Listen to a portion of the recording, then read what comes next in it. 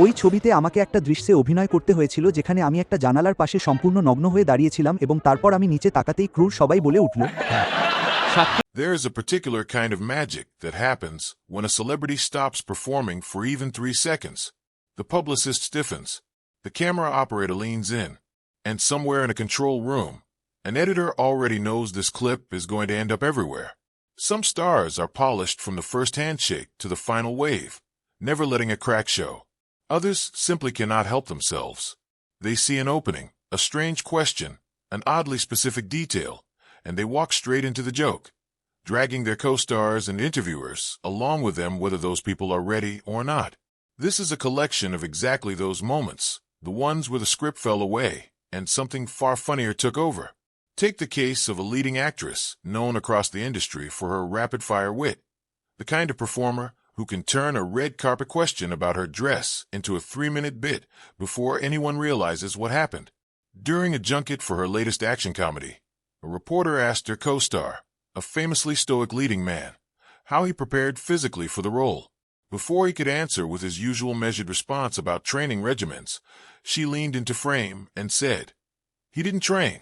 He just stood very still and let the costume department lie for him." The room erupted. Her co-star tried to maintain his composure, opening his mouth to rebut her, but the best he could manage was a slow, defeated laugh and the words, "That's fair, actually."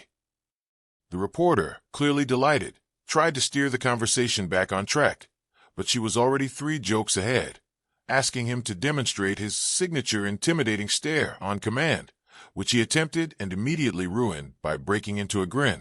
Later that same press tour, the two of them sat down with a different interviewer who made the mistake of asking about their off-screen friendship. "Do you two hang out when the cameras aren't rolling?"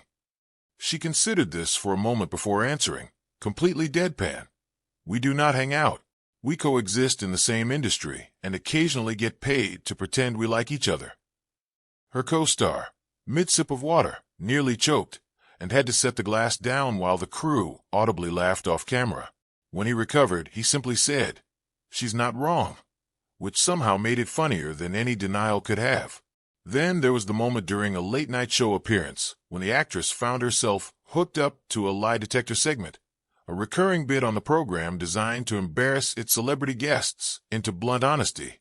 The host asked whether she genuinely enjoyed working with animals on set, since her latest film had featured a live tiger. "I love animals," she said. The machine buzzed, indicating a lie. The audience howled. She threw her hands up. "Fine. The tiger was fine. I was terrified the entire time, and I told the trainer if that cat so much as sneezed near me, I was leaving the production." The host asked a follow-up question about whether she'd ever actually run off set, and she admitted, laughing, that she absolutely had, once, for nearly 20 minutes, hiding in her trailer until someone convinced her the tiger had been given a sedative it never actually needed. Meanwhile, a veteran director known for his intensely serious historical dramas found himself at the mercy of the same actress during a panel discussion meant to promote their prestige film about a wartime codebreaker. When an audience member asked what surprised him most about working with her, he began a thoughtful answer about her preparation and dedication to the craft. She interrupted him halfway through. "He's about to say I made him cry on day 1 and I did. But it was because I put a whoopee cushion under his director's chair and he sat on it during a very emotional scene." The director, trying to maintain his dignity in front of an audience that clearly adored this story, admitted it was true, and that the sound had been so loud the sound department initially thought a piece of equipment had malfunctioned. "We had to reshoot the whole take," he said, "because everyone, including the actors playing Nazi officers, was laughing." Elsewhere on the circuit, a rising pop star turned actress became something of a legend for her ability to fluster even the most composed talk show hosts. During one interview promoting her music career alongside her acting work, a host asked her to describe her songwriting process. She began seriously enough, discussing melody and lyrics, before pivoting without warning. "Honestly, half my songs are just things I overheard my dry cleaner say. There's a whole bridge in my new single that's just him complaining about a stain that wouldn't come out." The host, caught off guard, asked if that was actually true. 100%. He doesn't know. If this song goes number 1, I owe that man royalties and possibly an apology. Her co-star from an ensemble comedy, a comedian well known for playing the straight man in interviews despite being one of the funniest people in any room, found himself constantly at her mercy during their press tour. In one appearance, a reporter asked what it was like filming a particularly physical stunt sequence together. Before he could answer, she cut in. He screamed, on camera, during a scene where his character is supposed to be brave. He tried to protest, insisting it was a controlled, professional yell meant to convey urgency for the character. She was unmoved. It was a scream. I have never heard a grown man make that sound. The sound editor kept it in the movie as an Easter egg. It's in the background of a completely unrelated scene. Rather than deny it further, he simply put his head in his hands and laughed along with everyone else in the room, muttering, "I cannot believe you're doing this to me on national television." Award shows have their own particular flavor of chaos, especially backstage, where celebrities are often more relaxed and considerably less filtered than they are during the broadcast itself. One especially memorable moment came when two rival nominees for the same award, who had spent months being framed by entertainment press as fierce competitors, appeared together at an after-party interview. The reporter asked whether there was any real tension between them. "We've actually decided to just split the trophy in half if either of us wins," one of them said. "Really?" the reporter asked. "No," she replied instantly. "But it sounds diplomatic, and I wanted you to write that down." Her supposed rival burst out laughing, adding, "There's no tension. We've been texting each other bad selfies from every event we've both been nominated at for the last 2 years. I have a folder." Family life offers its own comedic material, especially for parents whose children have no interest in their fame whatsoever. One actress, known for playing a beloved fictional superhero, described an incident during a talk show appearance where her own child failed to recognize the significance of her mother's career. "I picked her up from school in my superhero costume once because I didn't have time to change before an event," she said. One of her classmates got excited and said, "Is that a real superhero?" And my daughter said, completely unbothered, "No, that's just my mom. She does that for work." The host asked if her daughter had ever watched any of her films. She watched about 10 minutes of one and asked if we could switch to cartoons instead. I have genuinely never felt so humbled in my career. Language barriers have also produced their share of legendary interview breakdowns. One actor, filming abroad for an international production, recounted a story about attempting to order food using a phrase app that mistranslated his request in a deeply unfortunate way. "I was trying to ask for water," he explained, "and instead I apparently asked the waiter if his shoes were made of bread." The interviewer, barely containing laughter, asked how the waiter responded. He looked at me for a very long moment and just said, "No," very slowly, like he was worried about what I might ask next. I never did get the water. I just left. Physical comedy of the unintentional variety struck one leading man during a stunt rehearsal for an espionage thriller, a story he recounted with evident embarrassment during a press junket. "There's a scene where I'm supposed to leap dramatically over a low wall," he said. "And I did leap, dramatically, and then I did not clear the wall at all, and simply fell directly on the other side in full view of the entire crew." His co-star, sitting beside him, could not resist adding, "It was the least dramatic leap I have ever witnessed in my life. It looked like a piece of furniture falling over." He accepted this description with a resigned nod. The footage exists. It will never see daylight, but it exists, and she brings it up constantly.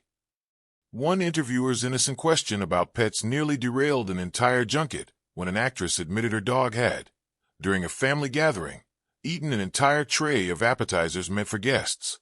"We had this beautiful cheese board set up," she said, "and I turned around for maybe 45 seconds, and when I turned back, my dog was standing on the table looking directly at me with a piece of brie still hanging out of his mouth, completely unrepentant." The host asked how the dog reacted afterward. No remorse. None. He looked genuinely proud of himself. "I've never seen an animal so pleased with a crime." Another actress, celebrated for her comedic timing both on-screen and off, found herself constantly rescuing awkward interview silences with well-timed absurdity. When an interviewer asked her co-star a notoriously private actor, what his hidden talents were. He hesitated, clearly unwilling to reveal anything personal. She jumped in immediately. He can recite the alphabet backwards while balancing a spoon on his nose. I've seen it. It's the only interesting thing about him, honestly, and he refuses to do it in public. Her co-star, half laughing and half mortified, admitted the spoon trick was real, but insisted it was not his only interesting quality. A claim she promptly disputed with an exaggerated look of doubt that had the entire room laughing before he could even finish his sentence. Even scripted moments occasionally collapse under the weight of an actor's inability to keep a straight face. One comedic actor described filming a particularly emotional scene that required total sincerity, undone entirely by a single prop malfunction. I was supposed to deliver this very moving monologue, he said, and halfway through my chair, which was supposed to be sturdy, simply gave out from underneath me, and I just disappeared from frame mid-sentence.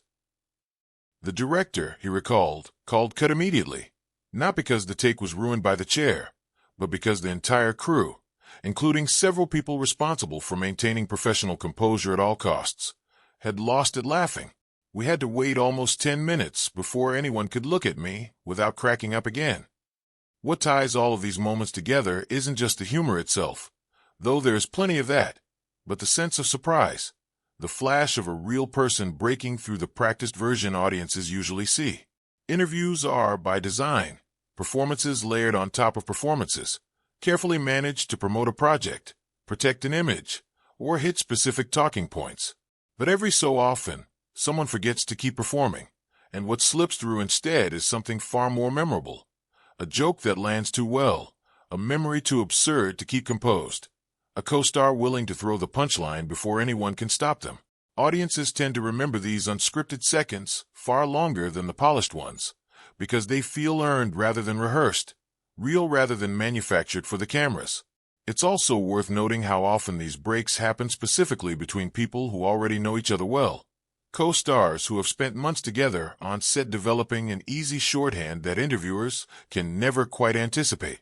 The best comedic breaks rarely come from a single performer working alone. They come from the push and pull between two people who trust each other enough to throw a joke and know it will be caught. That trust is precisely what makes an interviewer's carefully planned question completely irrelevant the moment one of them decides to go off script. And it's precisely why these clips get shared and rewatched long after the actual film or show being promoted has faded from conversation.